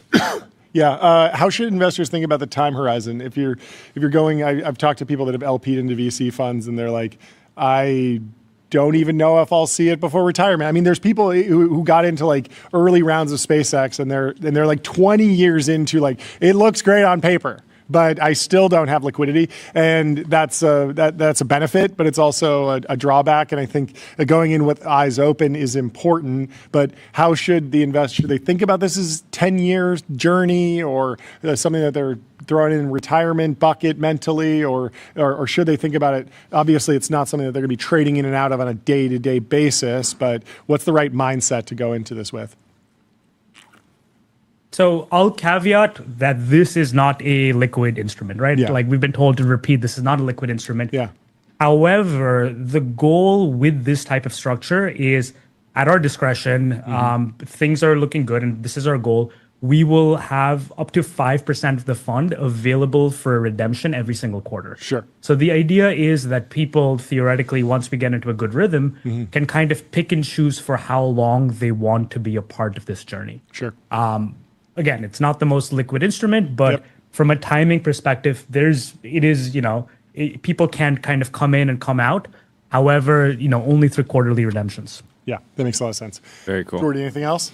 No, this was great. I'm very, very excited. This is the most AngelList product ever, I think. Even though you guys are more than a decade in now, right? I'm excited to see where this goes. I imagine you guys are going to be spending a little more time on the East Coast with this. I guess you're already over there, Ankur. We're already in New York, and that works on the well. West Coast, so we have good coverage. Yeah, well, the website is usvc.com. There's a beautiful video of Naval. And I have no doubt we'll have many of your new Portco founders on the show. We can't wait. So keep us in the loop. Excited for it. It's great to see you guys. Cool. Have a great rest of your day. Congrats on the launch. We'll talk to you soon. This launch video is very funny because there are clips of Naval, and then there are clips of founders, and the first clip sort of makes it look like Naval is talking to Steve Jobs if you just have the sound off. But what a fantastic portfolio. Go check it out at USVC. There are 7 companies in the portfolio currently: XAI, Crusoe, who's been on the show, Anthropic, Sierra Technologies, Brett Taylor, Legora, OpenAI, and Vercel. You have 7 different companies here represented. Go check it out at usvc.com. Well, wow. Before we go into the breaking news? Next guest segment, what's up? I'm trying to. This hasn't been posted by any super reputable sources yet, but there's a number of sources saying that Thoma Bravo, actually according to Reuters, is nearing agreement to turn software firm Medallia over to creditors, which would be a $5 billion loss. Oof, that is rough. Absolutely brutal. We'll dig in here more next. Anyway, we have Joel Edwards from Zanskar in the waiting room. Let's bring Joel in to the TVP and Ultradome. Joel, how are you doing? What's going on? Good. Hey, guys. Welcome to the show. Thanks for having me on. Great to meet you. Thanks for hopping on. And thanks for cleaning the camera. I appreciate that. Always want to look sharp on TVPN. First time on the show. Please introduce yourself and the company. Hey, guys. Joel Edwards. I'm a geologist by training. I'm from Zanskar Geothermal. Yeah. We're a group that we wildcat for new geothermal resources out west to make power. Okay. What's the incredible? Best? What's the actually best music to my ears? What's the best? If I got one more AI agent, I was no I'm kidding. Name every geothermal resource. Like, what are we actually? We just concretize it for me. Like, what are we talking about here? What is you striking gold look like? Yeah, striking gold in your head. Have you guys ever been to Yellowstone National Park, First National Park? Yeah, I think so. Yeah. Seen the old faithful geyser, any of those thermal features? Okay. These are the types of systems we're looking for, except for the systems we're looking for are hidden or blind. Okay. So there's nothing at the surface. There's no geyser. There's no hot springs. Okay. Nothing. But there are massive geothermal resources at depth that you can tap with a well field. You can pull that heat out of the ground, and you can put it in a turbine and make electricity. Interesting. Yeah, take me through the geology 101. Where's the heat coming from? Why is this underground? How do we get it out? Like, is it just there are just like pockets of hot air, hot water? I really dumb it down for me. There are pockets of hot water underground. Okay. Not hot air. Yeah. And they're fairly discrete, fairly local. But when you find them, they're incredibly energy dense. Mm-hmm. So think in your mind like volcanoes. Yeah. Right. That's a manifestation of a geothermal system. Okay. Think hot springs and so forth. There are parts of the world of the crust where there's just a lot of heat. Yeah. And that gets manifest in these different thermal features. And you can drill into these things and you can pull steam or hot brines out of the ground.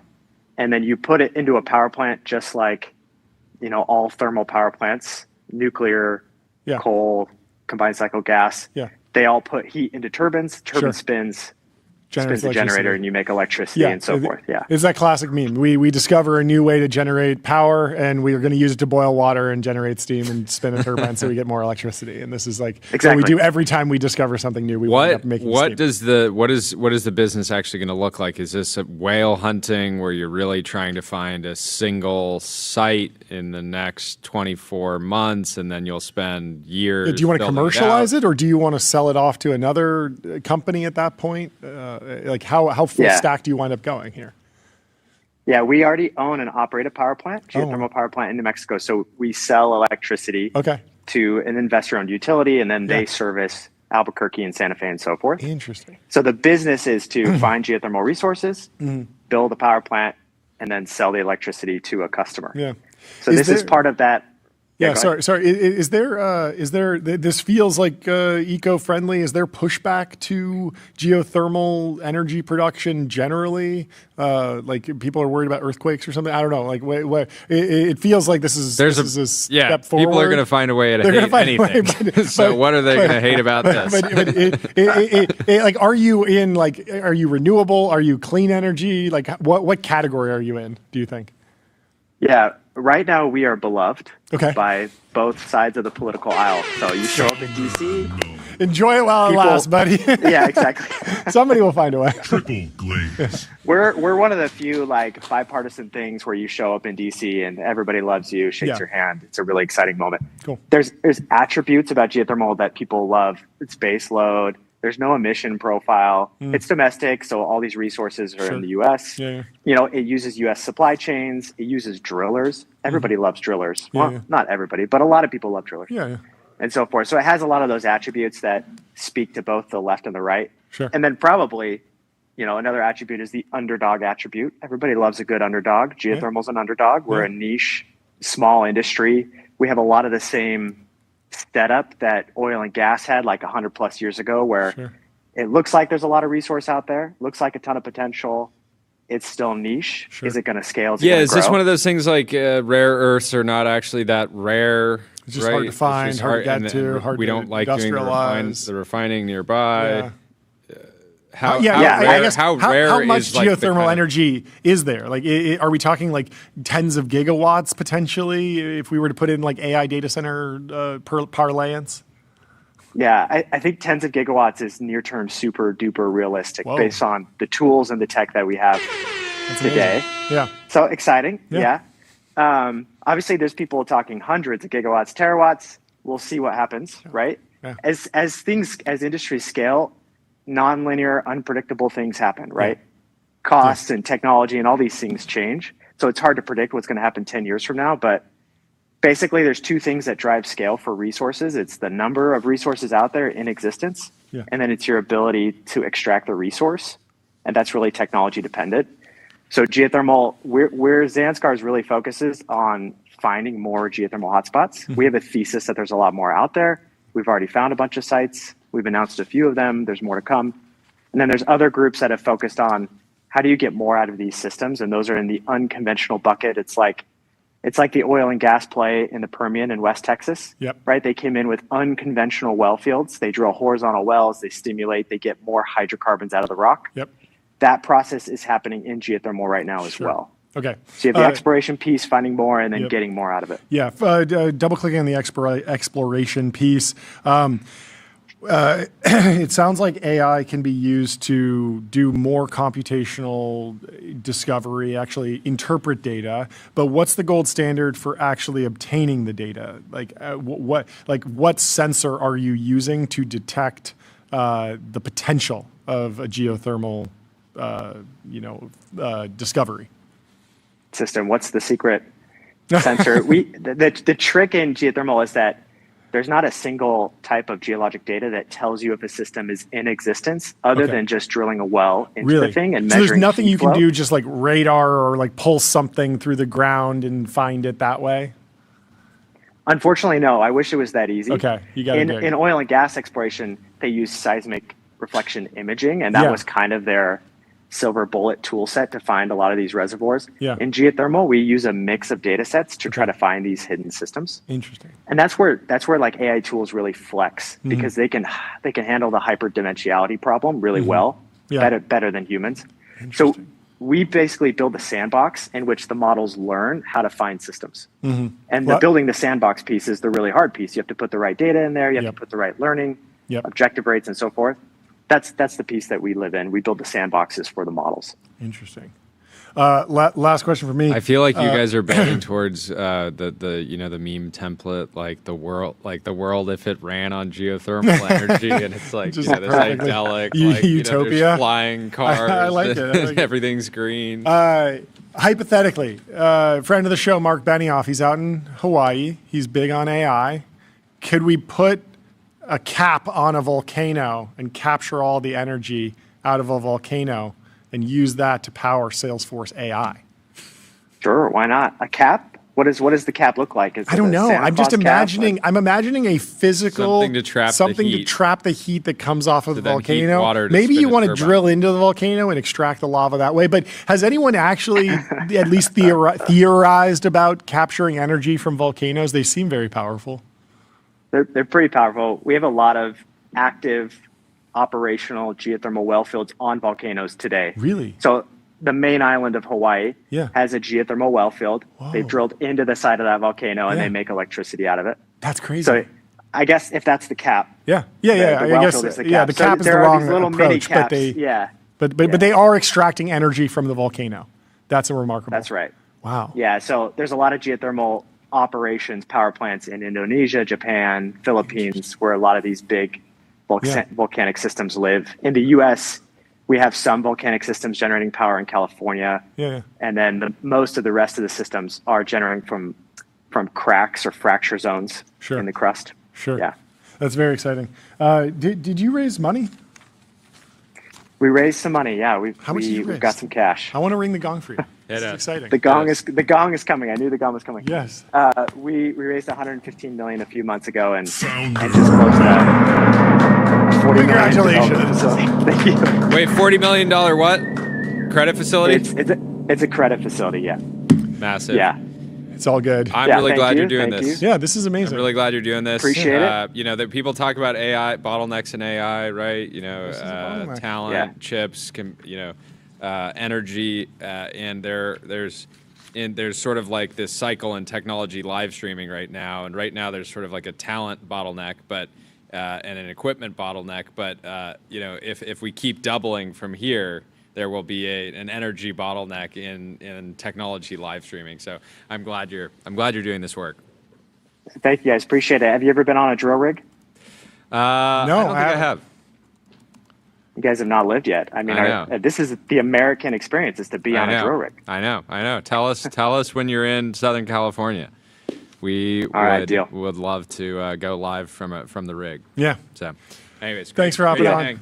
We'll talk to you later. Thanks, guys. Appreciate it. Cheers. Goodbye. Up next, we have the founder and CEO of Vast Data. Just hit a $30 billion valuation. Congratulations. With a $1 billion Series F. Number. Absolutely massive news. How are you doing? Welcome to the show. Good. How are you? Thanks for having me. We're good.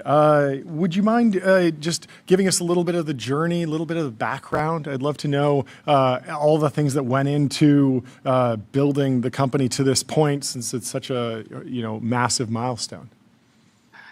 Of course. It's been 10 years in the making. We started in 2016. We wanted to redo infrastructure. We thought AI required a new infrastructure stack. Way back then, if you remember 2016, it was the very, very early days of AI, but it was already clear that you needed fast access to a lot of data to train these massive systems. Mm-hmm. And now we needed to infer and to fine tune and for reinforced learning. And so we've been on this journey with AI throughout its various evolutions. We started from storage, building a massive. Was there any were there any points on that journey where you were like, maybe we were too early? Did we pick kind of the wrong category, or was it kind of like steady? You felt like there was steady progress being made, and you had line of sight to getting to where you are now the entire time.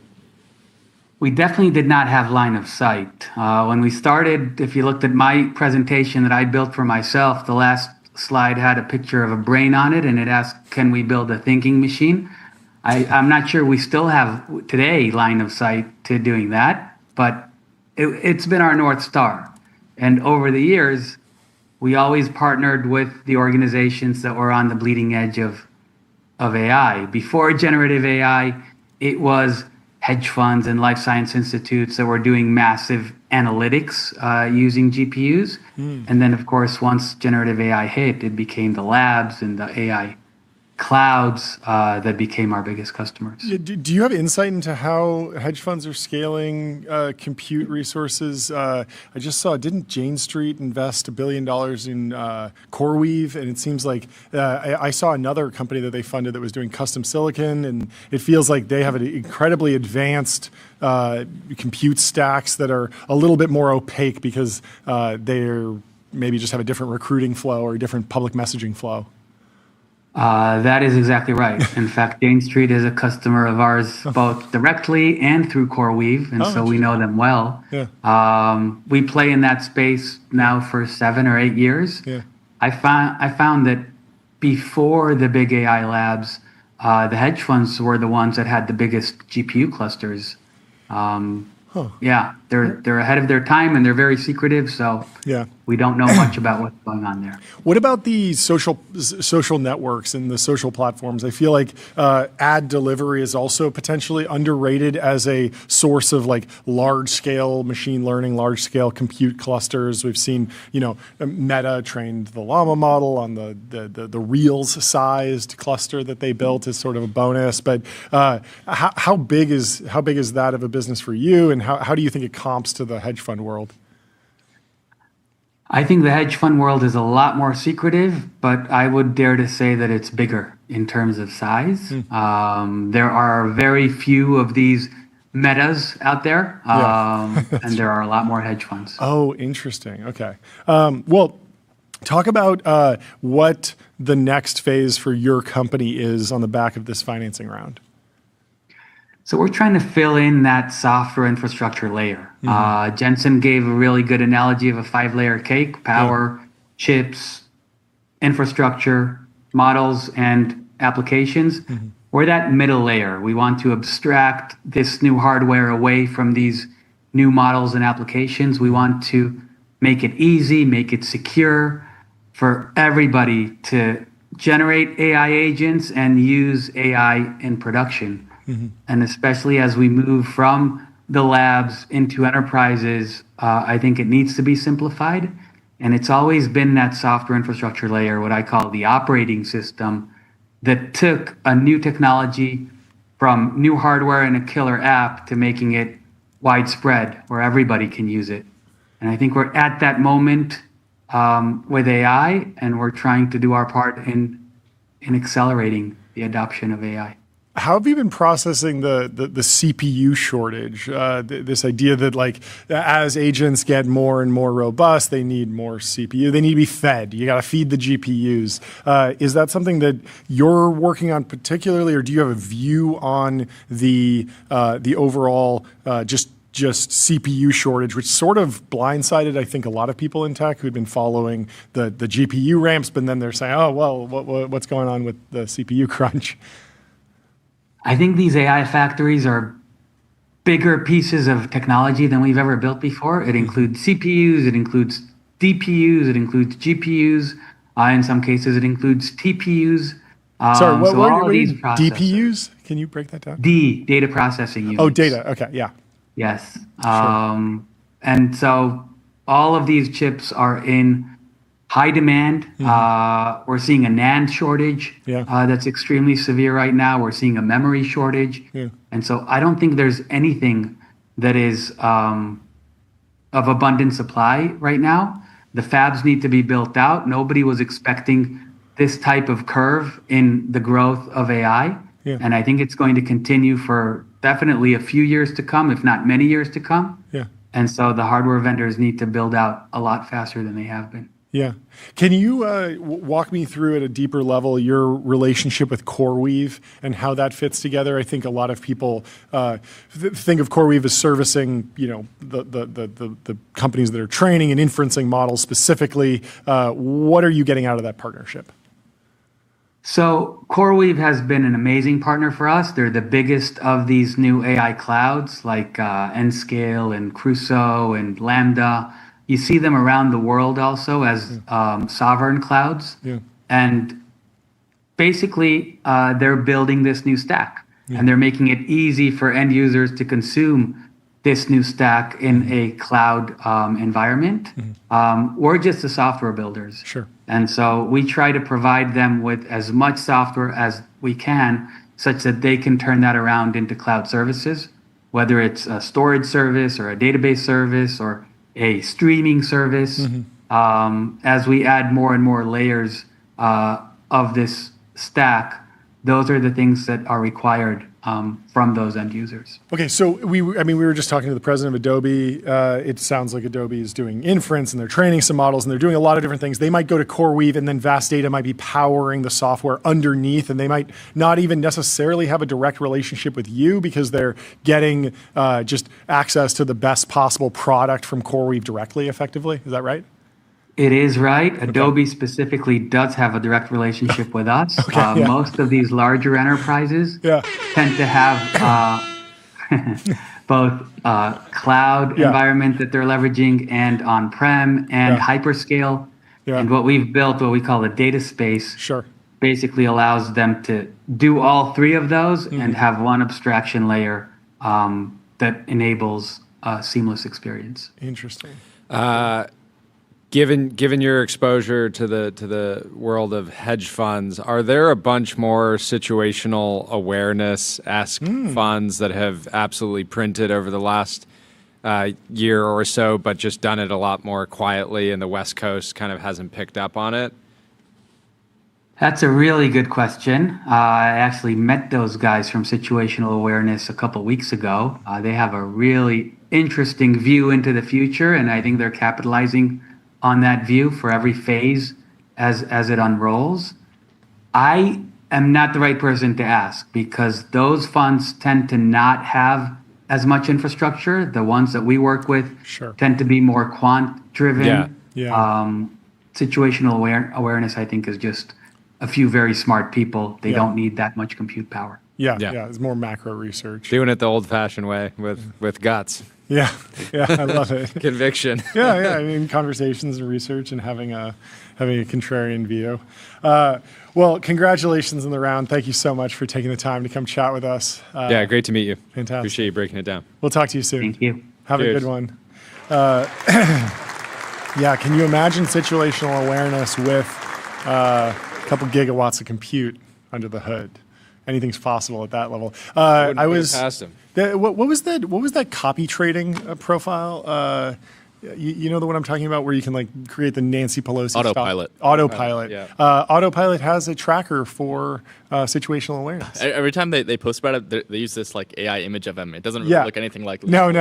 But There's so few images of Leopold on the internet that AI image has just become like what mainstream media will pull for him, because they just assume that that's actually him, and it's not. But it's just very funny that it's a man who has only appeared on Dwarkesh. Yes.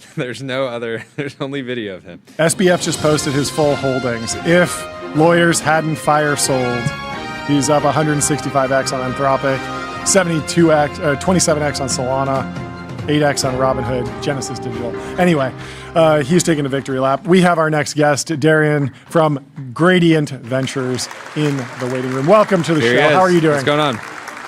Hey, how's it going? Good to see you, Jordy. Good to see you. It's been a long time. Good to see you too. Where are you calling in from? Yeah.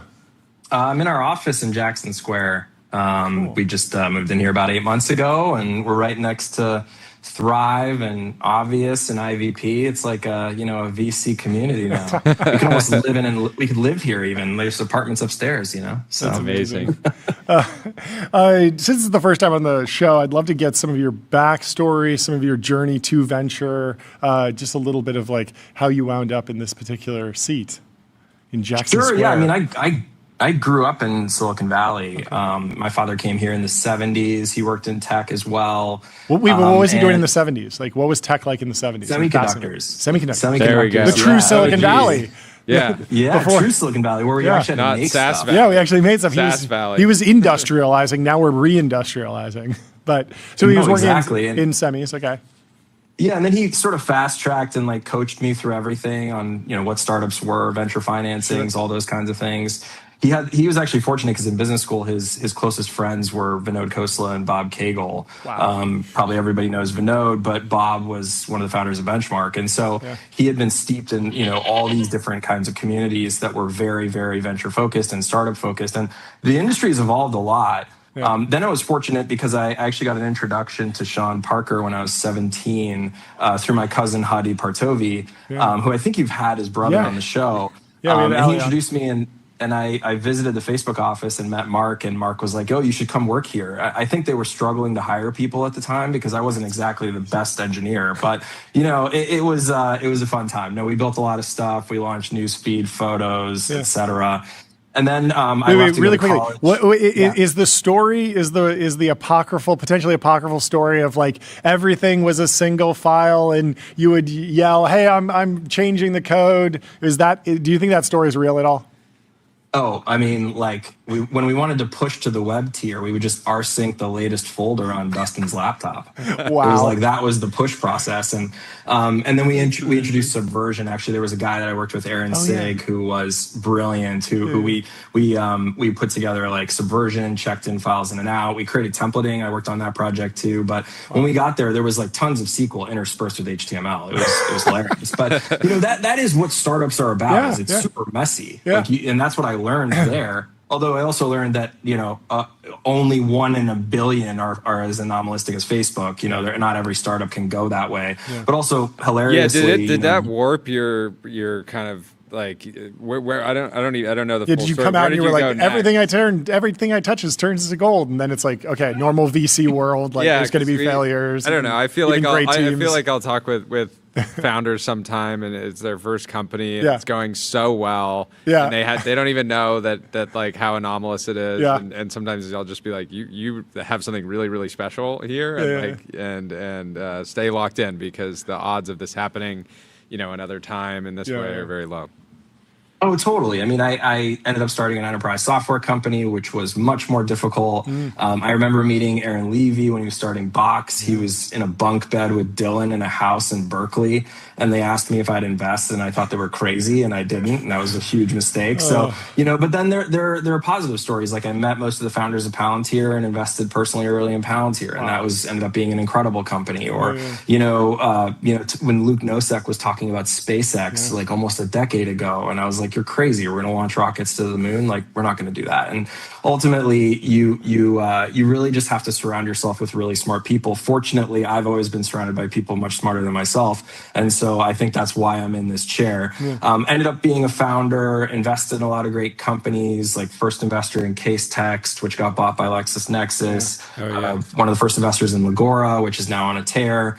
And then at Gradient, we've, seeded Lambda Labs. My partner did that deal. I joined here about 8 years ago with the goal of investing in AI, mainly because I didn't get crypto. And I was like, I don't understand why crypto's interesting. And so I joined the nerds at the AI fund that was during the 2021 era, like you guys, you were the Google's early stage AI fund, but you were still like, as a fund overall, some of the partners were like branching out and would do different stuff, obviously. But you guys now get the benefit of like, we were doing all these companies like almost a decade ago or a decade ago, and now they're like what was the enterprise software company that you built, and coming out of consumer social, why enterprise? Yeah, I mean, I was always obsessed with data. Okay. Like I actually thought that the edge that Facebook had was how clean the data was on everyone's profiles. Like people would just give us their birthday, like what classes they were in, like all this information, and it was very well organized. And this is before LLMs, where you couldn't organize and massage that data very easily. Now you can. Things can be amorphous and it's easy to process, but before you couldn't. And so, I was very interested in, small business data. I thought that we could compete with Dun & Bradstreet. It was a company called Radius that we scaled to pretty significant ARR, and we sold it. It was a long journey. It was full of crisis, full of learning. And actually that kind of helped me with becoming a VC, mainly because I really empathize with like how founders are going through a terrible time. I mean, running a company is not fun, regardless of whether it's going well or not. Like the best companies in the world, it may look like everything's going well, but the mess is just masked by growth. It's like that's the difference between a good company and like not a good company. And in general, like founders I really have a lot of respect for, because I decided not to sign up to found another company after my own. I decided to go to the dark side and be a VC, which sometimes I say is a cop out, but being a founder is really is really the most difficult job. And if you can sign up for it multiple times, I mean, that's incredible. That's a sign of like just incredible resilience. Or a masochist. That too. What are you? I'm so curious. I'm so curious Yeah. what you're excited about investing today. And I know it's probably like comes down to like just backing great teams, because that typically works well. But we're in such an interesting time right now where it feels like all enterprise software is like converging on the same kinds of simple use cases. This chat style interface to get agents to do things. Like everything is converging. Just the text box. You guys were you did you did Lambda, you did a Neo Cloud 8 years ago. That was like the best time to be investing in a Neo Cloud. And then now that it just feels like that you have the SaaS apocalypse in the public market, and then a lot of early stage companies that are getting investment are still SaaS. Like, so I'm curious, like, do you still believe in SaaS? Like, what kinds of opportunities are you most excited in? I believe in shorting SaaS if I can. Like that's probably what I believe in right now. I generally think that software is bullish on puts. That's a good laugh track. Bullish on puts. Yeah. Yeah, I'm bullish on Salesforce puts, is what I'm saying. But I think that the reality is that we are doing a lot of soul searching, like a lot of seed funds. There are a lot of things that are still very interesting and investable. Like we just invested in a robotics company that I'm super excited about that has a hardware component. Yeah. I wouldn't touch hardware with a 10-foot pole 5 years ago. Now I'm very interested in it. We've invested in, tools that help you manage multiple coding agents. We've invested in, video editing solutions. We're investing in an AI hedge fund. We are investing in a lot of really interesting things that are outside of the software as a service scope. Yeah. And the real reason is just that, if you want to build anything, you can in a few hours. It's just so easy to. And I think that is a major change, not just for software companies, but generally for the bottom 40% of work that you sit behind a desk for, maybe the bottom 60%. And so, we're spending a lot of time thinking about ways in which we can, think about new areas. Now we have the benefit of having done this before, because when we launched in 2017, right after the Transformer paper came out, there were no AI companies. Yeah. There were none. And OpenAI was a nonprofit, Anthropic didn't exist. Yeah. DeepMind had, was still a small division within Google. Now, so we had to go and hunt and find companies like Lambda, like Rad AI, like Streamlit, like Writer, like a lot of these businesses. And so we're getting back onto what we had done before, which is scouring and doing a lot of outbound, going and meeting founders, getting to know founders, and really slowing our deployment pace until it's very clear where the value is going to accrue at the seed stage. Yeah. And that, I think, is the smart thing to do right now. I think that software in general is really in jeopardy, and we've made some software investments, but we believe they have strong moats because they have network effects or they have data network effects. But in general, 80% of software companies are really in trouble. Yeah. Talk about the pipeline for founders and how it might be changing. I'm sure you've been tracking, there's this crazy fall off in the number of computer science grads, and that used to be just fertile ground for, it used to be general casting, right? Central casting for, VC-backed founder was Stanford CS. And I don't know about Stanford specifically, but it seems like we're getting a lot less or fewer computer science grads. And I'm wondering if you envision a future where you'll be pulling more physicists and mathematicians or theologians or philosophers into entrepreneurial stuff. I mean, Mark Zuckerberg did not study computer science as his primary major, right? Wasn't he a philosophy major, I think, or something? Psych major. Yeah, psychology. Psych major. Yeah. So there's plenty of examples that honestly makes a lot of sense for social media. Brilliant. Founder. Brilliant. But I mean, do you see there being a pipeline crisis? Is the contrarian move now to study computer science at a time when coding jobs are going away? Walk me through how you're processing this idea that, our best and brightest aren't going to, just learn to code and become computer scientists, at the same rate. Oh, I mean, absolutely. You talk to any scale up or, tech company today, the mid-level engineers are managing coding agents in English. Yeah. They're not even coding. They're managing hundreds or many dozens of coding agents at once.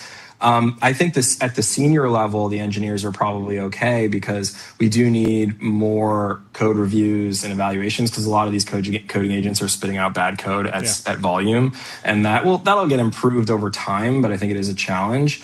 But I do think for entry level positions, we've told a whole generation, including my generation, that you should go to college. When I don't think that that's necessary, right? College was originally formed, especially liberal arts, was formed for the process of being creative or thinking or philosophy or things like that, or writing. We've told people that they can go to college and get a good job at a tech company, all those kinds of things. I think that that's kind of in jeopardy currently. My hope is that we focus more on real trades, right? Welding and plumbing and a lot of ceramics and pottery. These are going to be more respected lines of work in the future as knowledge work just gets completely replaced by AI. I don't have a great answer for you, but I generally do worry about this because I don't know if colleges should be teaching computer science to everybody. That being said, I think everyone should take a course to understand how AI works, how these LLMs actually work. Yeah. I think that everyone should do their best to read the Transformer paper, everyone in the world, because it is kind of the Magna Carta of this generation.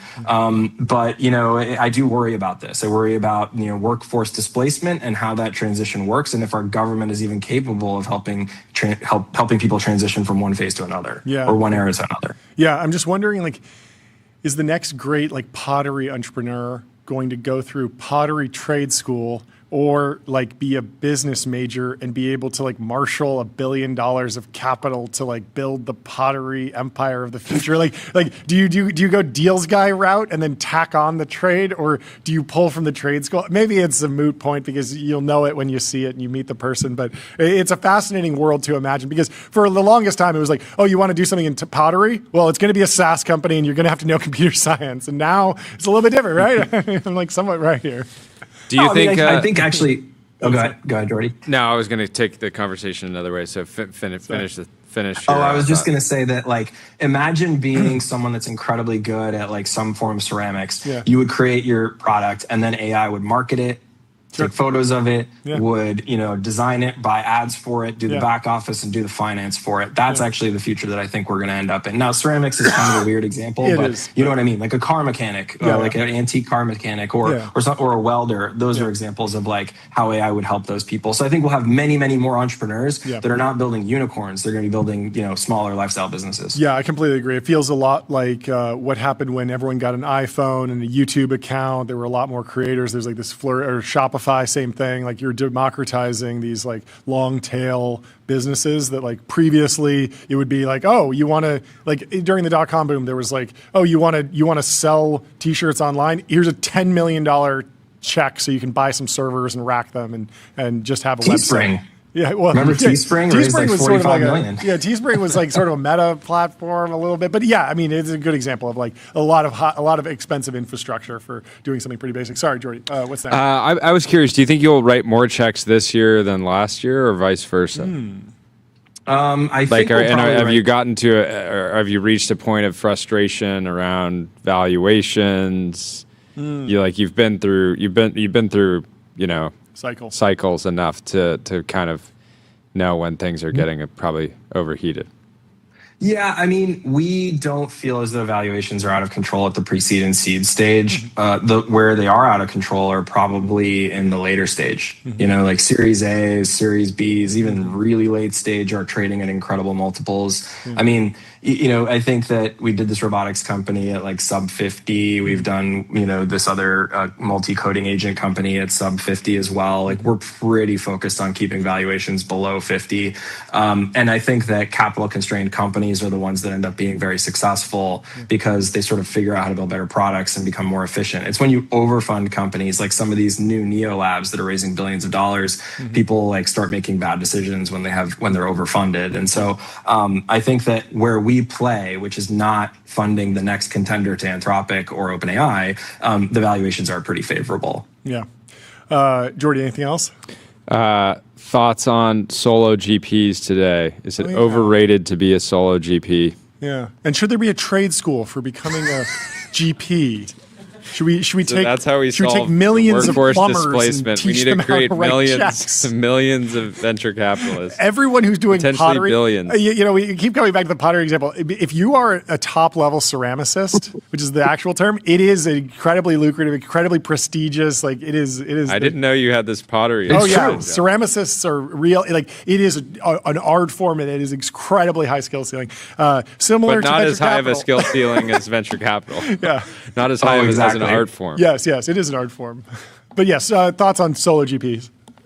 Yeah, I mean, I met one this morning. Yeah. I've invested in a bunch of them. I think that the sub $50 million solo GP is a great business. If you can raise the money, you can get allocation in rounds. You don't have to compete. It's when you get above 50 million that it's really challenging because you're going to be ownership constrained. You're competing against someone like us. And we write a larger check. Yep. I think also another thing is that the solo GPs are really effective at feeding companies to the multi-stages and to pure play seed funds like us. Yep.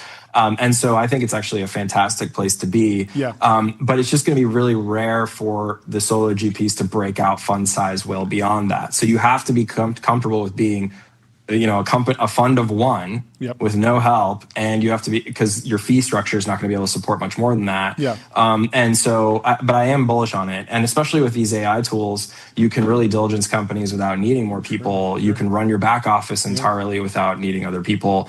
And so I'm in general like pretty excited about them. They have struggled to raise more recently, right? Like LPs are not deploying capital at the pace that they were when solo GPs were breaking out in 2021, 2022. And so I think that you're going to see a lot of them probably go join funds, and a lot of the really good ones with good returns be able to raise their next fund. Do you think more of them should be thinking like, okay, I'm going to do a $30 million fund, a $30 million fund, and then a $30 million fund? Because it feels like a lot tend to be like, okay, I'm going to do the $25 million fund, and then I instantly want to ramp up as much as possible, and then suddenly you have a different strategy. Suddenly you're actually competing head to head, where it feels like if you do want to break out and become a brand and a platform over time, if you have like 3 really high quality funds back to back, but in deploying them on a shorter time horizon, maybe it could be a better route.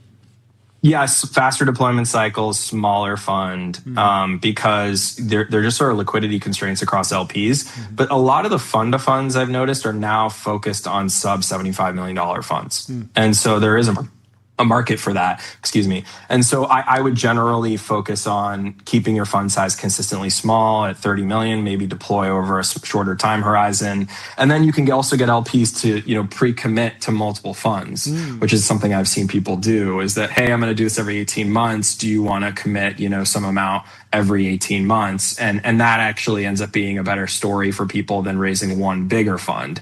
And so I generally do think that the smaller fund on a faster cycle will yield better results, because you also have to put a lot of companies in the portfolio. Like if you run portfolio modeling, which we do quite often here, at our fund size, it's usually 40 to 50 companies per fund in our Monte Carlo simulation that yields a 4 to 5x fund. In the smaller funds, it's really like 80 to 120. And so you have to be writing a lot of checks and get to conviction quickly and be willing to own less. And then you can run SPVs into the follow-on rounds, which I think has been really successful for a lot of people. But the smaller the fund, the more work in my mind, because you have to constantly be looking at deals every week. You have to be putting capital out every week into different companies in order to make the math work out. Well, tell us about the latest fund at Gradient. What's the structure? How much did you raise? I want to hit the gong. Yeah, we raised 220 million.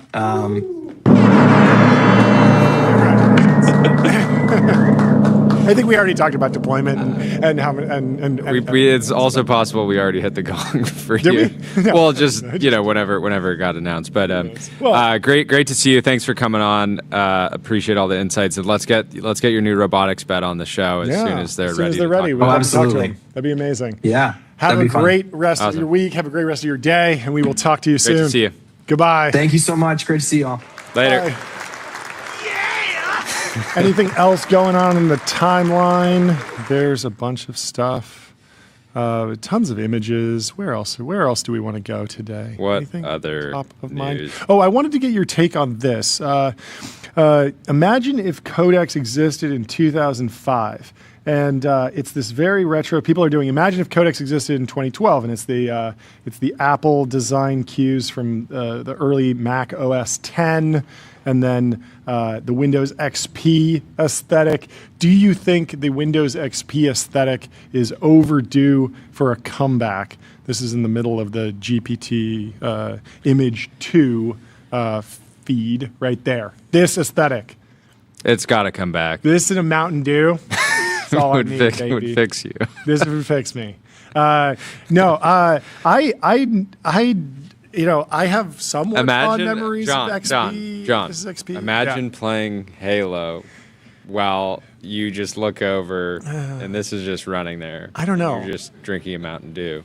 For some reason, I don't know. A lot of the Windows features that were launching during this time were a little bit rough. This was when Mac was starting to take off, and these releases, Windows Vista, Windows post XP, post what was it? I don't even remember the other versions, but Windows 8 I think was one of them. They were starting to be less loved. They were starting to be a little bit more like, is it worth the upgrade? Is it a good vibe? I mean, it's not nostalgic for me yet, I guess is what I'm saying. But there are a couple other important warnings in here. One of them, let me find it. I know you had thought about potentially putting on a bear costume and trying to defraud your car insurer. And if you in the audience were thinking about dressing up like a bear and attacking your car in order to collect an insurance payout that's up to $141,000, think again. Think again, because humans, this is in the New York Times, humans who used a bear suit to defraud car insurers are sentenced to jail. Good. You might be thinking, I'll just throw on this bear suit and I'll attack my car and then I'll call my insurer. Collect a check. And I'll collect a check and it'll be easy money. Easy money, get rich quick scheme. No. No. 3 Southern California residents jail. were sentenced to jail after masterminding a scheme in which they staged fake bear attacks on their luxury cars, then collecting more than $141,000 in insurance payouts. To carry out the attacks, the residents had a person in a bear suit climb into the cars and use claw-like kitchen essentials to leave scratch marks. The Los Angeles residents then filed claims to defraud 3 different insurance companies. So I don't understand why they had to be in a bear suit. Like, were they filming? Yes, it? There is security footage. It's okay. Okay, we're no gonna pull up way. we're gonna pull up the security footage. It's absolutely on wild. a Rolls-Royce Ghost. Yeah, a 2010 Rolls-Royce Ghost. I know someone who has one of those.